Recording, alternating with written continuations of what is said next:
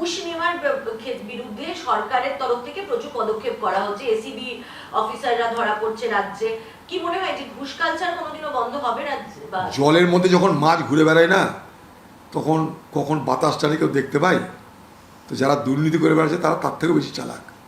কখন যে মালটা খাবে আপনি বুঝতে পারবেন না। দ্বিতীয় কথা, মানুষ যদি সচেতন না হয়, ঘুষ চাইলে মানুষকে ধরতে হবে আগে। সরকারের বাবারও ক্ষমতা না ঘুষ নেওয়া বন্ধ করবে যদি না ঘুষ দেনেবেলা সতর্ক হয়। অর্থাৎ দুটো দিকই আপনাকে দেখতে হবে, ঘুষ লেনেবেলা, ঘুষ দেনেবেলা। এই দুটো জায়গায় যদি ব্যালেন্স না আসে কোনোদিন ঘুষ থামবে না। কারণ মানুষ মনে করে ঘুষ দেওয়াটা এই মুহূর্তে একটা প্রাতিষ্ঠানিক ব্যবস্থা, এটার মধ্যে মানুষ অবাক হবার, অন্যায় পাপ দেখা কমিয়ে ফেলেছে। অতএব ঘুষ দেনেবেলা নেলেবেলা এই দুজনের মধ্যে সমতা আনতে হবে। দাদা, শেষ প্রশ্ন। অভিষেক বন্দ্যোপাধ্যায়ের আত্মসহায়ক সুমিত রায় তার জামিনের আবেদন একটা দুর্নীতির মামলায় সুপ্রিম কোর্টে চলছে। তিনি হাজিরা দিচ্ছেন পুলিশের কিন্তু সহযোগিতা করছেন না। আজকে আদালত বলেছে যে সহযোগিতা না করা যেমন আপনার অধিকার, না বলা, হেফাজতে নেওয়ার অধিকারও পুলিশের রয়েছে। যাবে কদিন জেল খাটবে, অসুবিধা কী আছে? পুলিশের এত ব্যবস্থা এখনও না বলছে হ্যাঁ বলছে, এটা তাহলে পুলিশ কী করবে? পুলিশ যদি একটা আত্মসহায়কের কাছ থেকে কথা বার করতে না পারে, তাহলে টেরোরিস্টদের কাছ থেকে কী করে কথা বার করবে?